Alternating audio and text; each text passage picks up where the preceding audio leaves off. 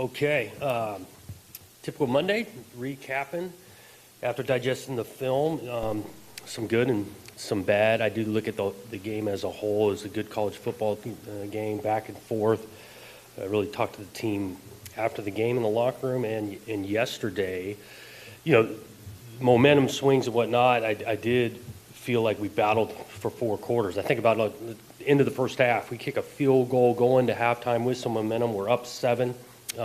Starting with the ball, right, the second half, and put the ball on the ground. Defense shows up, backs them up, hold them to a field goal. 2 plays later, offensively false start, throw an interception, give them the ball again. They punch that in immediately. We're all of a sudden from, momentum's in. We got the lead, momentum totally flipped, 10-point swing in whatever it was, 2 minutes. But the response, and we understand the thing's a long game. Battled throughout, huge goal line stop. Huge 4th down stop on the goal line. We take the ball over at the 2, march the thing all the way down, multiple 3rd down conversions, 4th down conversion, and we can't finish in the end zone, and that really separated things. We kicked the field goal, which again, Kim had an awesome game. And then, we lost the last 4 minutes there by them executing and scoring and us not. But we did play for 4 quarters, and I think that just continues to be a resounding theme of this team, which we need to keep moving forward. Overall, defensively, there's a lot to like there, containing a good player in that quarterback, but obviously looking for one more stop. Offensively, we got two glaring things, right? Taking care of the ball, can't turn the thing over. And I do this red zone touchdown percentage is not where it needs to be, and so we've got to continue to make improve in that area. Special teams wise, mentioned Kim, but I will say that the protection, Eckley has a great hold on one of those field goal attempts. I think it was the last one, and he punted well. At the same time, we've got protection issue there on punt. The second one we got to clean that up. We got exposed there.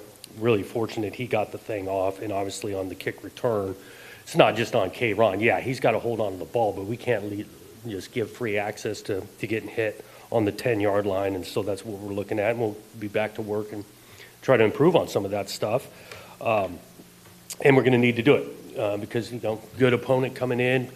Looking forward to a Saturday night against Ohio State and our place and whatnot. Got a bunch of respect for that program and those coaches and those players, and it'll be a real challenge that we're going to put a lot of work in this week to take on. So with that, questions?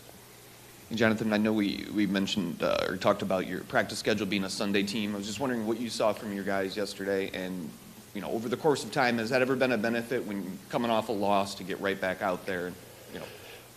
Because we got back so late, we got back, I think it was about 4 a.m. Truly when we got back. So we did not practice yesterday. We did kind of digest the film and met with the guys. Obviously, moods are down when you put a lot of work in and you're trying to win a game and come up short. I do think the mindset, though, is that every Sunday, win or lose, we're going to approach the thing, what did we learn? What do we got to get fixed? And there was plenty there. At the same time, we try to highlight what went well, because we had some guys progressing. We did a better job on the penalty side. Yeah, not just avoiding penalties, but being smart around the quarterback and the sideline. So that's how we approached it, and I think those guys were locked in, and now we're back to work on our next one.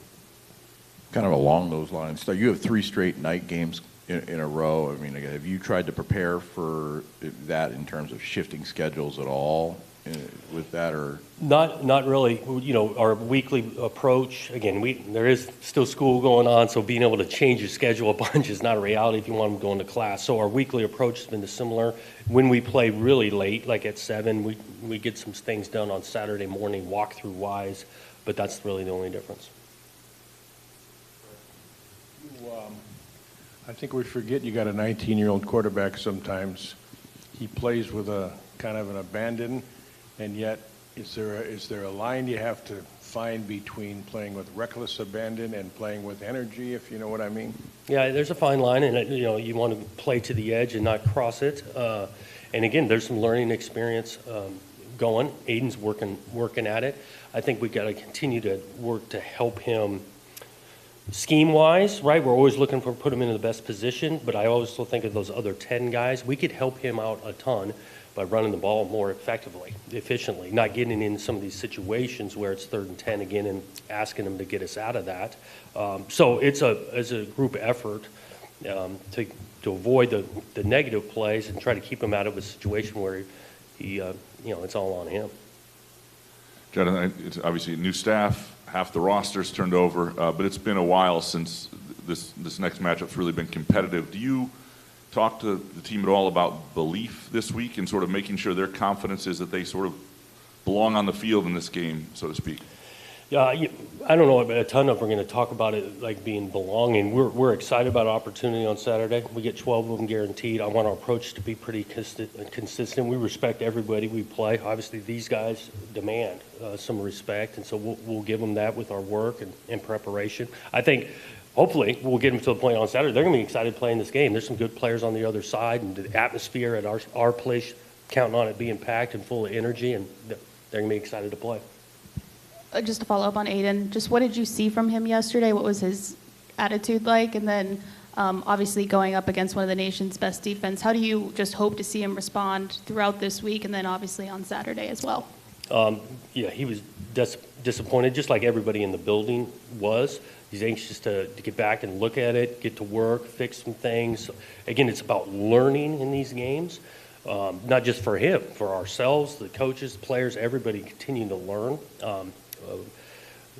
And really gain some confidence that, we can do it at a high level. We've got to do it at a more consistently, and that's been his approach, and I'm counting on it tomorrow at practice being the same.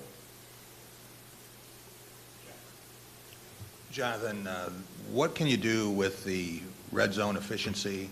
What's the problem there that is correctable? Mm-hmm. And when you look at Aiden's picks, are they read and recognition or just errant throws?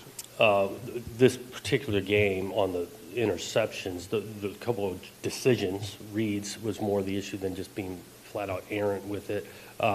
Red zone issues are, again, you got to find ways to get in. I think you start a little bit with the run game, condense space, get down there. You got to make it physical. We haven't been able to get that going. I think a little bit sometimes we want to take a shot at it first. So there's a lot of ways to look at things, and we got to find the best to be able to score. So I'm not really answering your question, but I'm starting with the run game and then whether we take some shots at it. I'm not going to give our whole game plan away, but we haven't been effective really doing either one. Jonathan, having been in the league with Chip Kelly for a little bit there, I'm wondering when you look at their offense, do you see things you recognize? Is it different than what they used to do at UCLA? And just in general, what stands out about how they've been scoring a lot of points? You see some similarities that innovative. They can run the ball. They got some pace to them tempo-wise. The quarterback has answers, whether he, in the run game or the pass game, really, really effective and challenging to defend. You mentioned about being more effective and efficient in the run game. I guess when you see some of because it seems like the opponents have gotten a lot of backfield penetration on the handoff. Has there been any root cause of that? I mean, because it seems like it's coming from, sometimes it's in the middle, sometimes it's from the edge. Yeah, I don't know if there's one particular reason. I know we've had some missed assignments, so you cut a guy loose, he's going to be in the backfield. Then it goes to a fundamental, especially on the outside plays. Our first step's not good enough, so now we're getting exposed and guys getting penetration. We got to be able to mix and match inside to outside that. And it hadn't just been like one particular player because we could address just that. But we've got some things to clean up in regards to recognition, footwork, and it's on the edge of it too. I'm not just talking to the 5-0 lineman. Hi, Jonathan. I dare wade into the world of social media. 3-1 now, potentially being 4-0. Spartan fan response, this panic or patience. How do you respond to that as far as where things should be? Well, there's definitely not panic, at least in our building, right? At the same time, there's a sense of urgency. We want to play, be playing our best football at the end. We got to keep on improving. We had an opportunity to win a game, but we also had opportunity to be sitting here at 1-3, and so we've been able to finish on the field. Last game we didn't, but there's not panic, but there's definitely urgency in our building. Coach, obviously you always want to win, but is there almost a silver lining to experiencing a loss before you head into this tough stretch?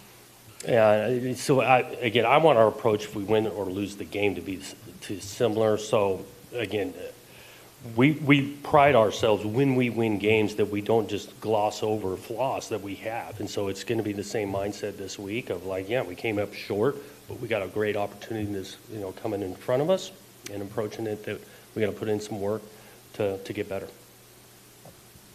Jonathan, I was wondering about the offensive line. Obviously, you shook some things up last week. What you thought of that, and then where do you see it going this week and any other changes? Yeah, and Brandon, kind of first time getting a bunch of snaps there inside. It was new on him, but he did some good things. As a whole, we got to find some more consistency there.